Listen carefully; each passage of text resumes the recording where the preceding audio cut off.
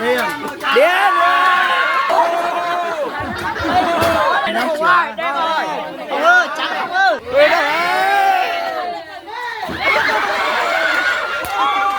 Rồi, mày đây. Lu du là. Chơi lên có là tao à. Ta này.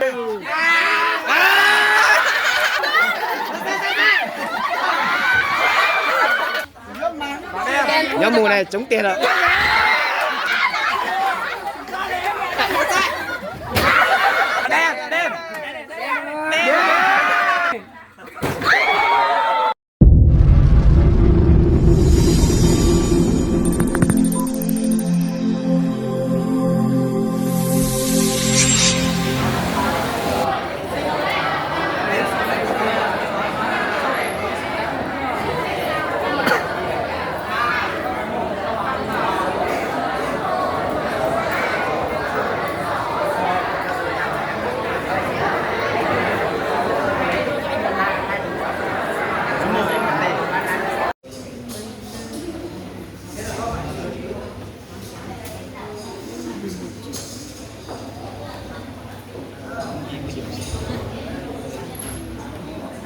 Quê bác là chụp hình bác như thế. Quê bác ở đây này như thế này.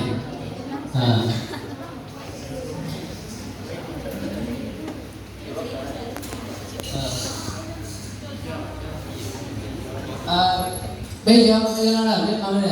Mình dùng tay nó mới thoát tay rồi nó làm cái tay nó là tay ở dưới này này.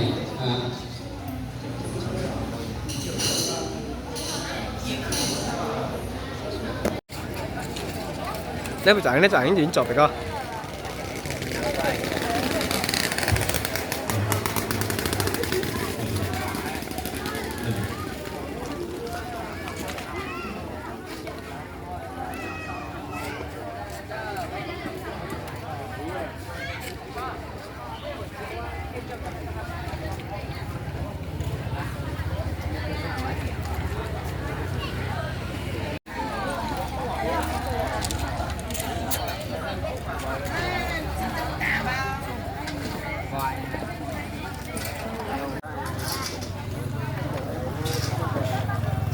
Trời, quả này là quả này, neo thì quả này là quả này ha.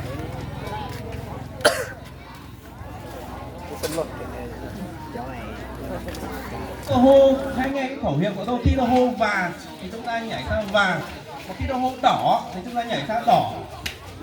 Tôi hô cho là đỏ đi, cho là đỏ đi nha, nha. Còn khi tôi hô xanh á thì chúng ta phải trở lại cái tay. Thế chưa? Khi mà cái vi phạm của chúng ta chỉ cần chạm vào dây hoặc là đỡ bước là chúng ta sẽ bị loạn ngay nhá, nghe chưa? Chạm vào tay cũng bị loại luôn này. Nhảy chưa? Đó đúng rồi mẹ nha. có lỗi. Đỏ xanh đỏ. Ai chạm dây đây? Em đó hả? Rồi tiến lên, khi mà em nó đi ra thì nó lỏng lên, chúng ta sẽ tiến lên. Quay trở lại xanh không tính, còn lại không tính xanh. Nào bắt đầu nào. Vàng nhá, xanh vàng xanh đỏ xanh vàng đỏ. Bao nhiêu người thôi.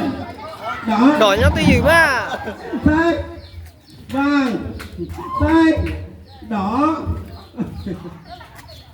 Ok, xanh đỏ xanh vàng. Ôi chạm rồi, chạm lại.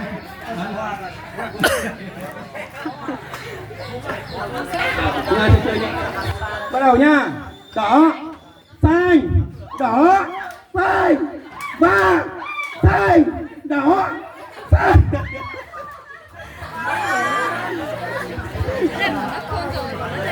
Rồi bắt đầu nào. Đỏ xanh xanh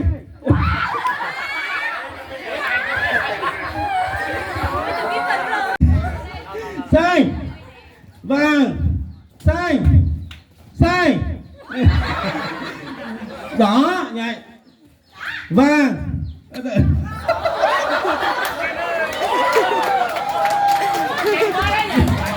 xanh đỏ xanh xanh vàng nhanh tăng tốc lên xanh vàng xanh vàng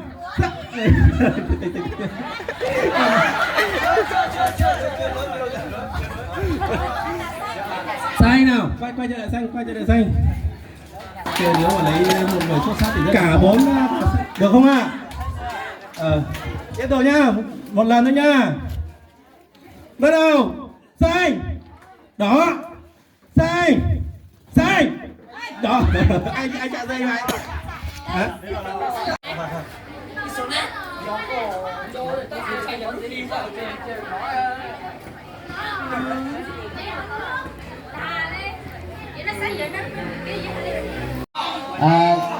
tao la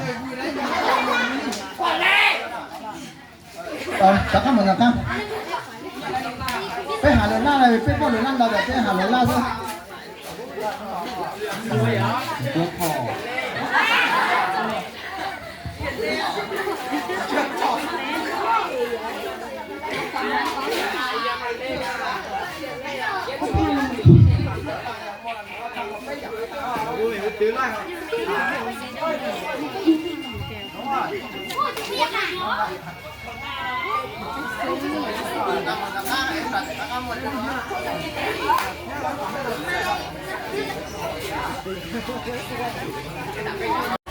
Nó bảo sứa mà.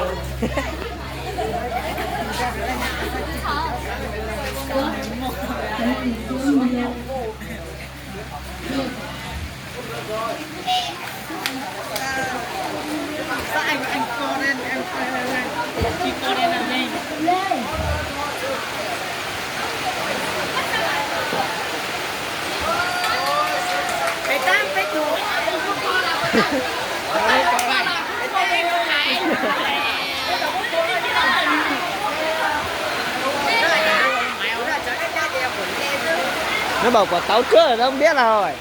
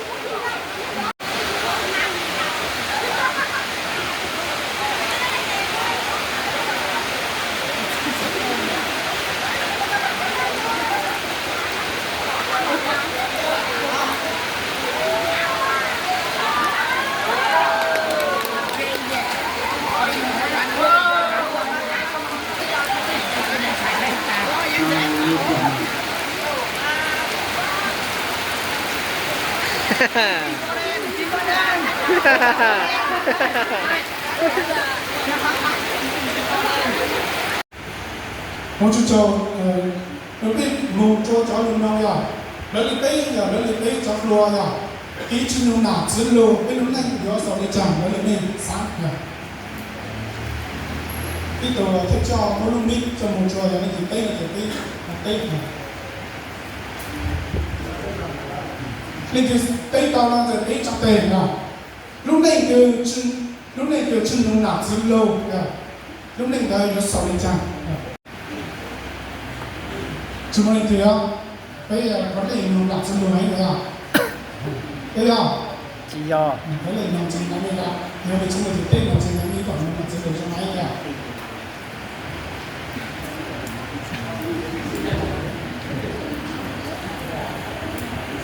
Đúng không? Vậy là bên mình bây giờ là trái điều chỉ bây giờ không được thì một chút. Thì một chút kìa. Đi sao? Đi tiểu không?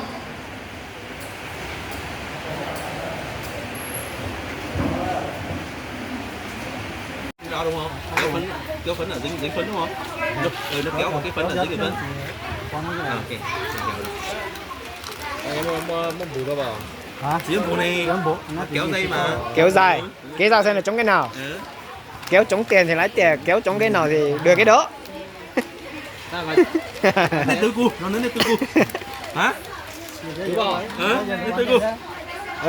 Cho dân chú ơi. chú to để sinh hoạt đó, chú sinh hoạt chú giờ con ở đây thì con vui mua số Đi cả tư. tí cả. Có kìa. Quất táo á. Cứ chả đã dữ. Ra. Chơi đâu? Nhớ sợ.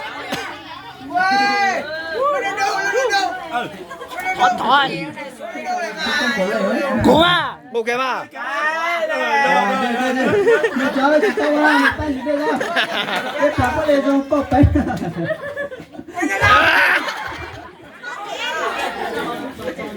Bắt đầu nhóm môn nè.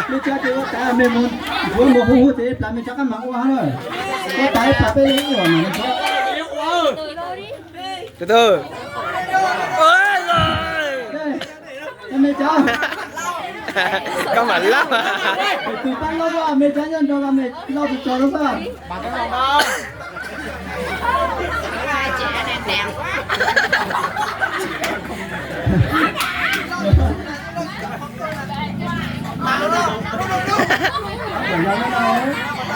Đu là.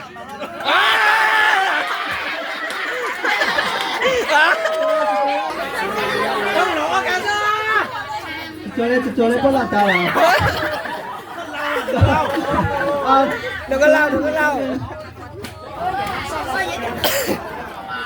Nó bùa là. Để con nó.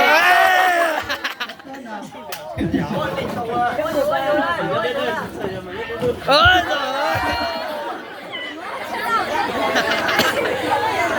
Cái nào với nhau? Ôi. Cắm buông một đêm thôi. Con cha.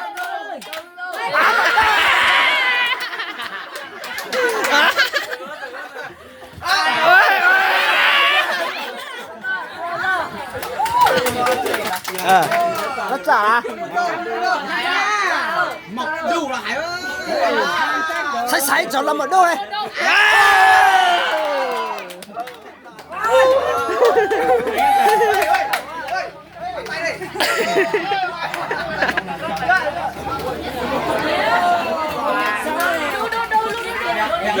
Chống tiền rồi.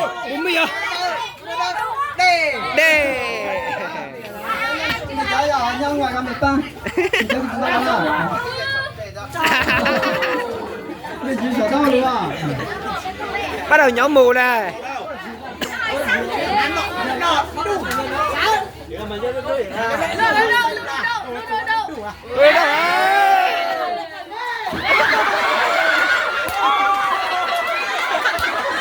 Những ba đi.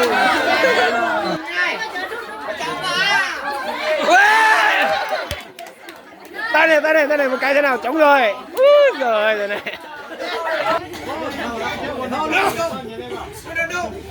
Ôi, nước rồi. Ai đổ nước cho đi. Uống lót đi rồi.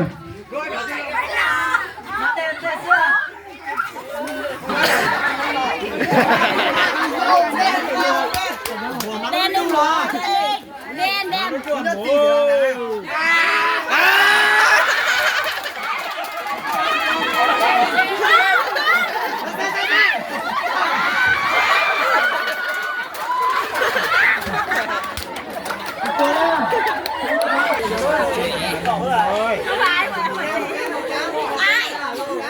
Ôi giời. Bài ta được tiền nó. Viên. Đen. Nhóm mù này chống tiền rồi. Lên đi.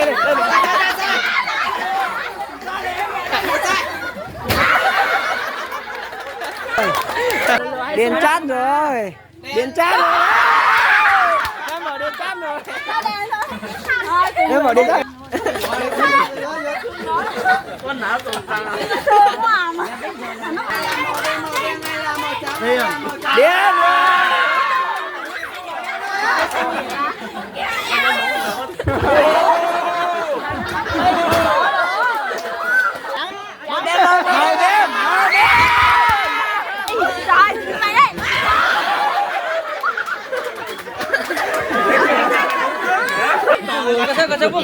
trọng điểm.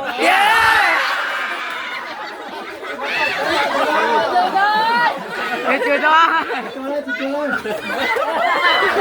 Tụi lôi. Màu đen. Màu đen.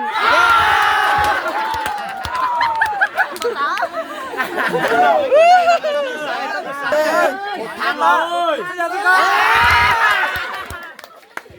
Sai. Sao tôi nhầm chân mong muốn than cho. Đen rồi, đen rồi. Ông ơi, trắng ông ơi. Em ơi. Đen rồi, đọc bên đi. Trắng này đen rồi, đọc bên đi. Trắng. Tới mùng phá, mà đã hiện cậu con này tí dành cho một khởi cho các hai.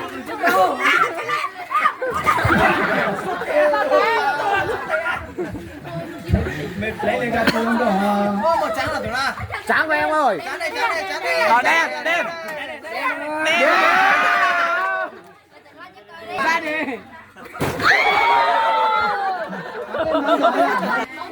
Mình thành đầu đen. Chó mệt rồi.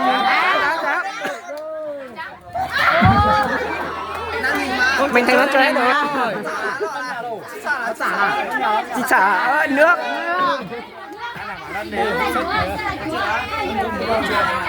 Tôi đâu?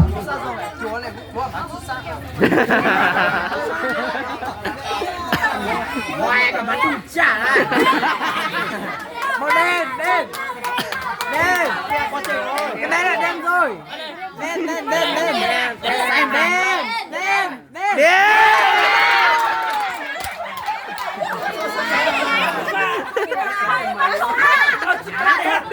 Đu cho là. Quay lại dùng anh là bông anh xuống vào.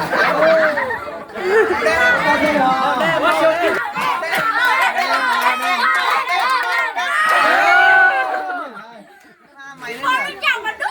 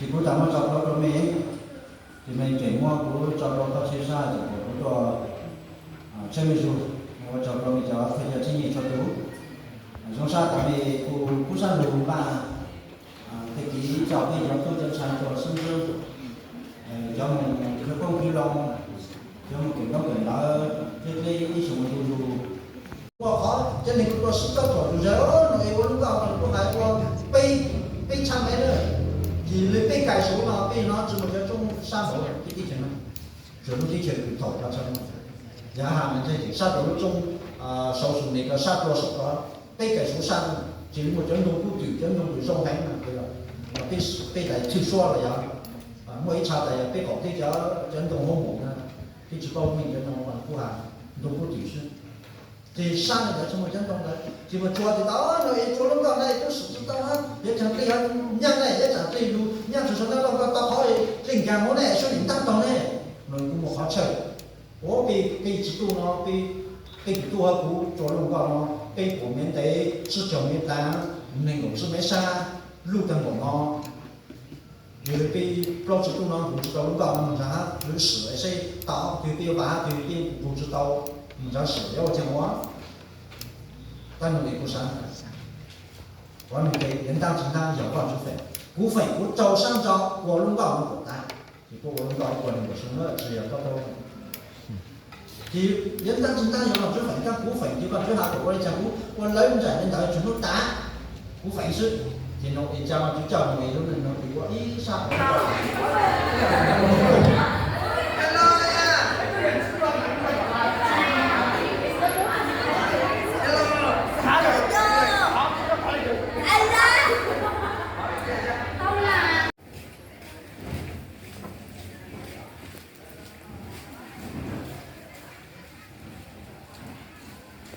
làm gì đi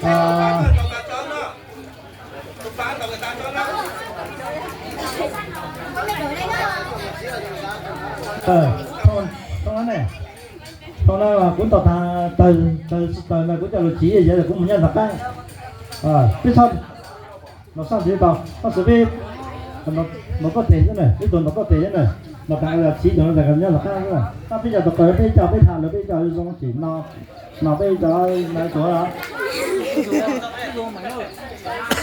2, 3 bắt đầu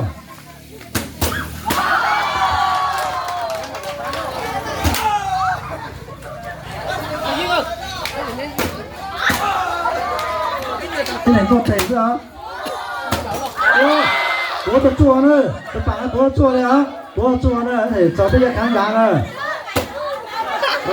Cứ tôi tànช้า mình thấy một mùi số này đấy, một tôn tàu thể lắc cho mình tôi đây à? Không đâu à? Sao thì tập hàng nó để cái số thế này?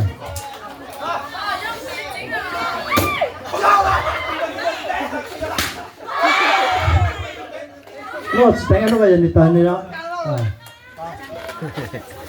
cứ giả chua hủ xưa là mình chốt căng là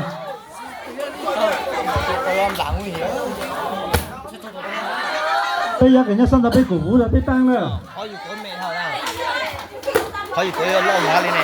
bây giờ tần là biết hai năm sai này bây một điều sai này phân nó sai ha tàn đau để bắt đầu phải chỉnh này bây giờ nó biết có về chốt căng này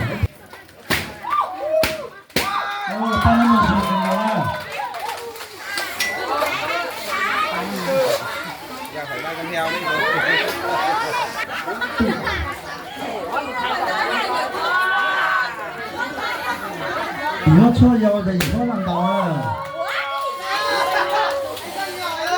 biết tăng một số biết tăng đây à đầu có to rồi ôi tờ rồi đúng không tờ rồi biết tăng là cái tờ ôi ôiจะปังnữa đầu tăngจะปังnữa biết tăng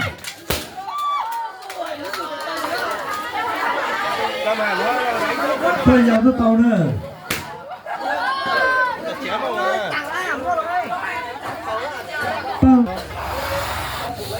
tờ luôn nhưng bóng lúa là nó đóng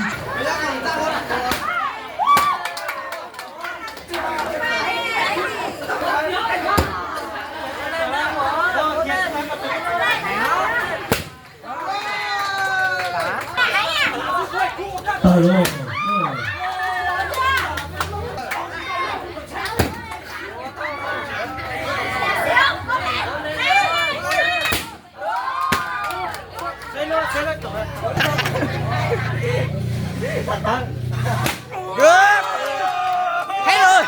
Hết rồi cái đuổi tà không có năm á tại sao lúc à một chùa hệ khối A mà cũng sáng thành từ giáo viên giải toán mà cũng sử dụng cái vì cũng từ thầy giáo là mình chỉ cũng nhỏ ta sử dụng từ thầy giáo có cho mà mình phải pin lên một cái sang lên một cái sang nhà thòng tới rồi mình cần đến mình nhà nó chơi mà pi ta sử pi sáng chụp khó nó làm cái pi thật thẳng nữa đang để cho một đo hàng bây giờ mà nó cứ sang một cái hàng không biết nhau từ lúc giờ bây giờ chính những việc đó để họ nói biết mắc để biết sao được thành sự họ bây giờ cứ tu mua cho cứ chọn đó tu mua cho cứ cần đó tu mua bây giờ cho tác tỏ cần đó tu mua biết sáng thẳng xuống nhà nó tôi hỏi biết là ôn đề câu chủ con ôn đề khó kế nó gì mình như là mong có hỏi mình câu chủ luôn mong lúc này nhận câu cái cỡ nhận câu giờ câu chủ tiêu vấn đề là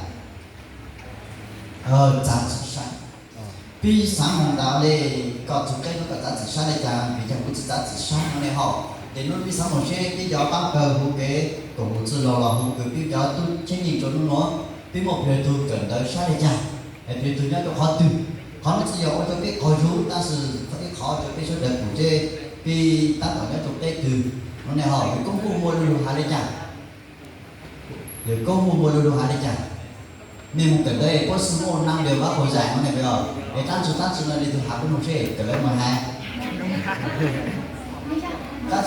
lớp 12 5 điều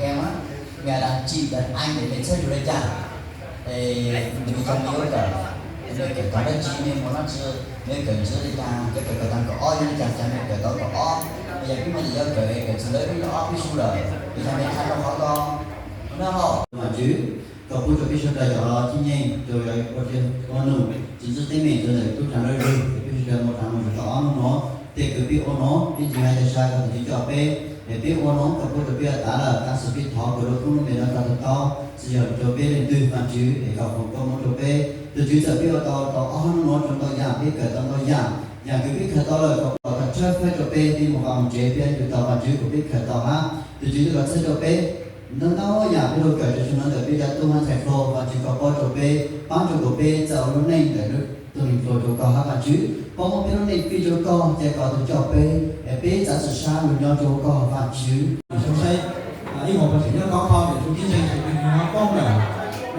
đúng không nó có phụ gia đi sau đó là bây giờ cái này bây giờ không là sáng rồi bây giờ không là thành luôn ý chuẩn luôn ý chuẩn đấy bây giờ chớ sạc khai rất là bản tên á nếu mà nói rồi thì không nói thì không nghe ý rồi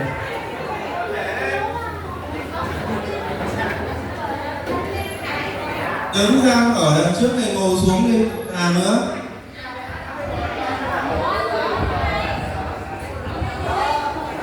sang đi đứng sát vào đứng cái này đứng đây một xíu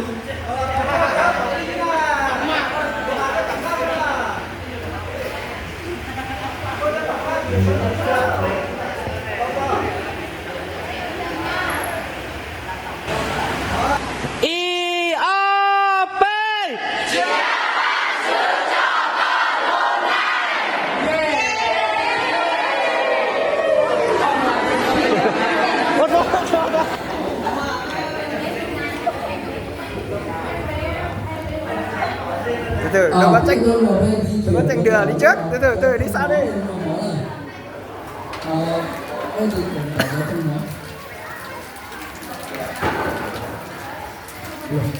nên đến bên là mắc ăn thì sáng phải riêng là cái đồ chọn dính này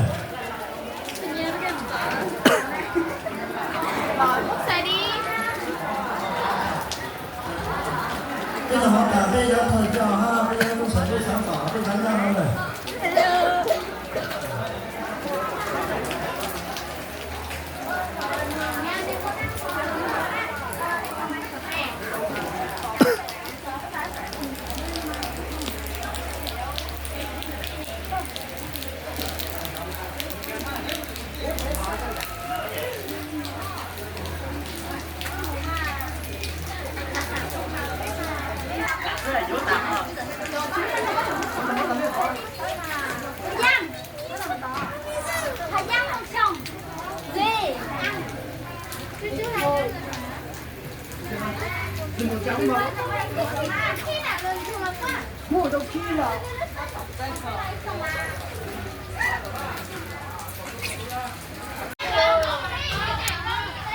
hai đứa bố mình chế rồi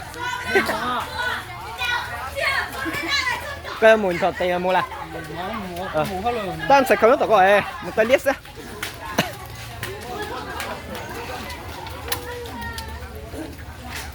này giờ nhá của họ là này nhá từ này cho của họ bây giờ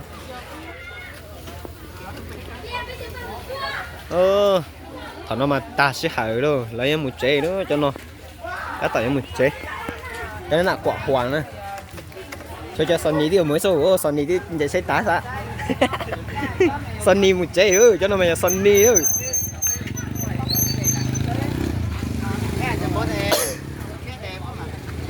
ba một chế nữa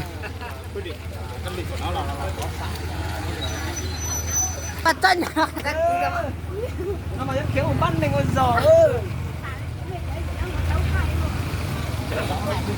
nên mà nhớ nữa bye bye bye ra lưu chỗ quắc bye bye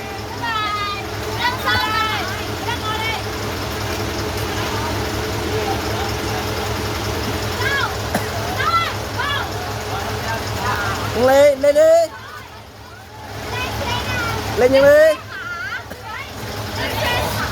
lên đi ơi lên đi Itu kasanan saya.